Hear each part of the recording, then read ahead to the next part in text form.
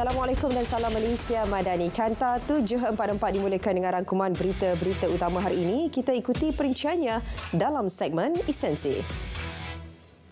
Penilaian telah dilakukan kerajaan berhubung pelaksanaan gaji minimum RM1,500 sebelum melaksanakannya mulai 1 Julai lalu.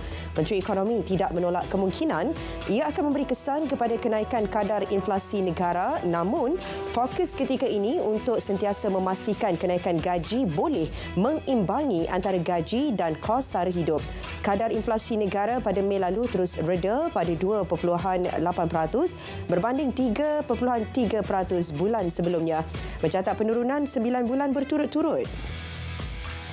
Dalam pada itu, usaha proaktif diteruskan bagi membantu rakyat mengurangkan beban kos sara hidup yang semakin meningkat. Menerusi inisiatif jualan agro madani, Fama menerima peruntukan tambahan RM43 juta bagi mengenal pasti 5,000 lokasi seluruh negara untuk pelaksanaan jualan berkenaan. 2,500 lokasi pula disasar untuk melaksanakannya di kawasan baru. Bagi menilai impaknya terhadap rakyat, keberkesanan pelaksanaan dipantau setiap bulan. Di Perlis, 56 lokasi dikenal pasti bagi penganjuran program jualan agro madani Fama hingga hujung tahun ini. Sasaran jualan RM500,000 dengan tumpuan pelaksanaannya meliputi outlet peruncitan Fama dan masjid terpilih. Inisiatif ini membantu pengguna mendapatkan barang keperluan 10 hingga 30% lebih murah dari harga pasaran semasa. Fama Pulau Pinang pula menyasarkan jualan RM700,000 pada Pening Fama Fest 2023. Berlangsung di Kompleks Bukit Jambul hujung minggu ini, pelbagai barangan runcit serta buah-buahan bermusim dijual pada harga diskaun hingga 30%. Lebih 60 usahawan terlibat dengan jangkaan kehadiran 60,000 pengunjung. Tindakan tegas akan dikenakan terhadap individu yang terlibat menukar kampit beras tempatan kepada beras import. Timbalan Menteri Pertanian dan Keterjaminan Makanan yang mana turut memberi amaran keras kepada pengilang atau pemborong yang cuba mengaut keuntungan dengan memanipulasi harga beras.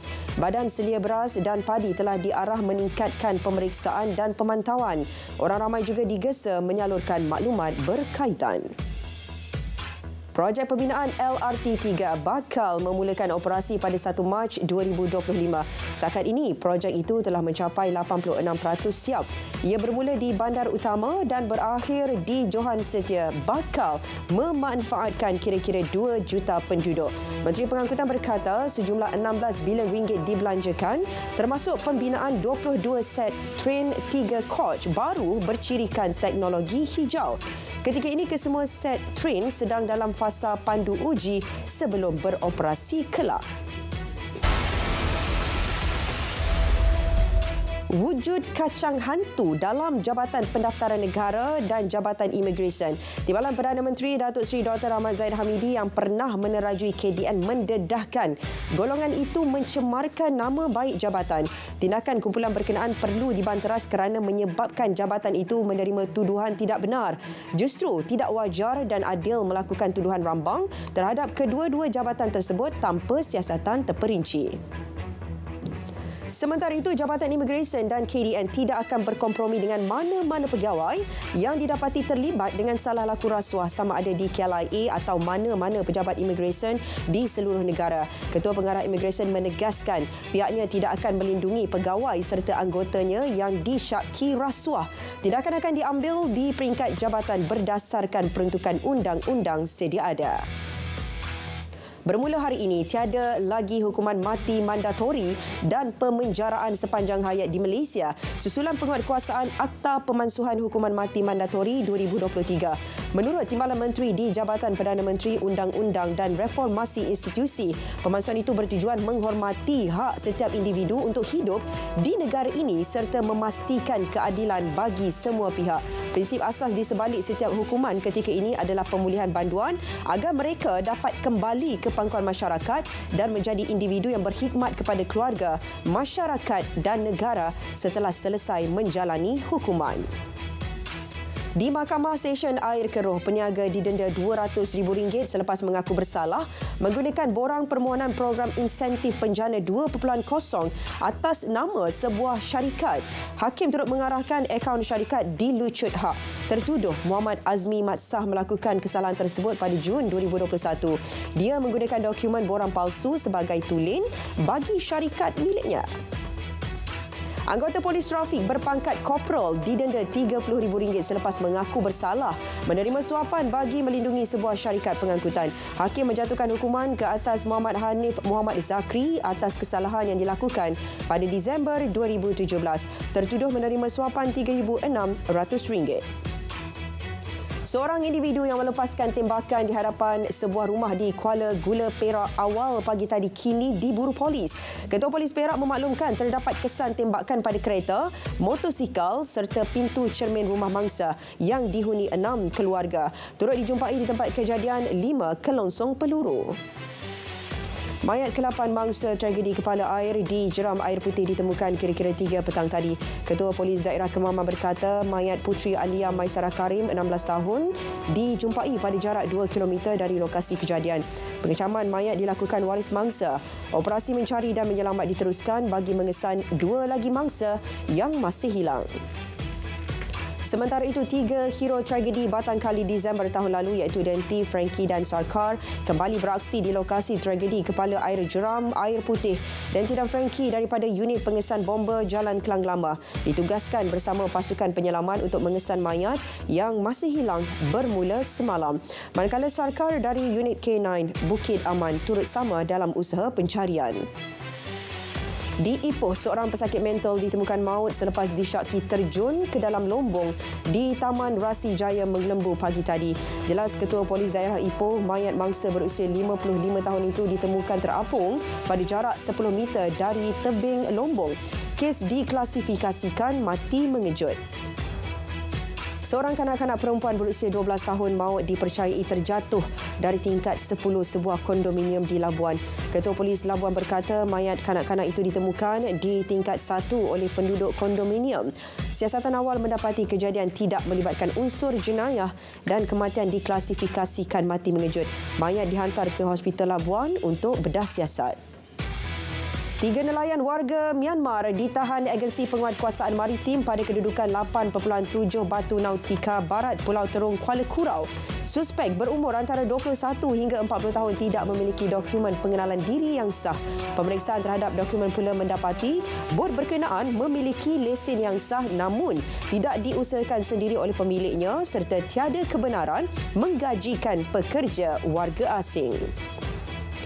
Sebanyak 5,668 kenderaan diperiksa JPJ Sarawak sepanjang UPS Aidiladha lalu. Operasi dilakukan selama 4 hari pada 27 hingga 28 Jun dan 1 hingga 2 Julai lepas. Sejumlah 986 notis ketidakpatuhan undang-undang jalan raya juga dikeluarkan melibatkan pelbagai kesalahan. Antara kesalahan tersebut ialah memotong di garisan berkembar, mengabaikan isyarat lalu lintas dan kesalahan teknikal. Pemasangan kamera litar tertutup CCTV kecerdasan buatan AI di lampu isyarat sekitar Bandaraya Miri membantu mengurangkan kesalahan trafik, nahas dan kesesakan jalan raya. Menteri Pengangkutan Sarawak menyatakan buat permulaan, CCTV AI akan dipasang di lampu isyarat Jalan Merbau dan Jalan Pujut Miri sebelum diperluas ke kawasan lain. Ia mampu merakam pergerakan had laju, nombor pendaftaran kenderaan termasuk kesalahan menggunakan telefon bimbit semasa memandu. Rundingan agihan kerusi menjelang PRU DUN di 6 negeri melibatkan Pakatan Harapan dan Barisan Nasional hampir selesai. Menurut Perdana Menteri, tiada isu perebutan kerusi namun beberapa pandangan serta masalah berbangkit boleh dikemukakan pimpinan negeri kedua-dua parti. Beliau yakin gabungan PHBN mampu mengekalkan kuasa di 3 negeri. Selain tumpuan diberi di 2 negeri yang dilihat berpotensi untuk membolehkan gabungan itu berkuasa. Bagi melarang adun bertukar parti, Melaka bakal membentangkan rang undang-undang RUU anti lompat parti. Menurut Ketua Menteri, keputusan itu selari tindakan Dewan Rakyat yang telah meluluskan RUU berkaitan Julai tahun lalu. RUU itu akan dibentang pada sidang DUN yang berlangsung akhir bulan ini. Malaysia belum ke arah untuk menggubal undang-undang bagi memastikan syarikat media sosial bertanggungjawab terhadap kegagalan menghapuskan maklumat salah dan palsu daripada platform seperti yang dilakukan di Australia. Menteri Komunikasi dan Digital menjelaskan kerajaan akan terus melaksanakan libat urus yang konsisten dan proaktif bersama penyedia perkhidmatan platform media sosial. Sebarang isu pelanggaran akan diatasi dan diselesaikan secara baik. Keputusan permohonan ke Universiti Awam, Politeknik, Kolej Komuniti dan Institusi Latihan Kemahiran Awam sesi akademik 2023-2024 bagi lepasan SPM akan diumum Jumaat ini. Menurut Kementerian Pendidikan Tinggi, keputusan kemasukan di peringkat sijil, asasi dan diploma itu boleh disemak mulai 12 tengah hari pada 7 Julai hingga 5 petang 16 Julai. Semakan boleh dibuat melalui platform dalam talian disediakan atau melalui aplikasi mobile UPU Pocket pada telefon pintar. Ini pula usaha memperkenalkan elemen Geopark di sekolah. Geopark to School, inisiatif Lembaga Pembangunan Langkawi bersama Pejabat Pendidikan Daerah diperkenal sejak 10 bulan lalu. Modul Geopark untuk kegunaan pelajar sekolah rendah dan menengah disediakan dalam 2 bahasa dan digunakan semasa aktiviti co-curriculum.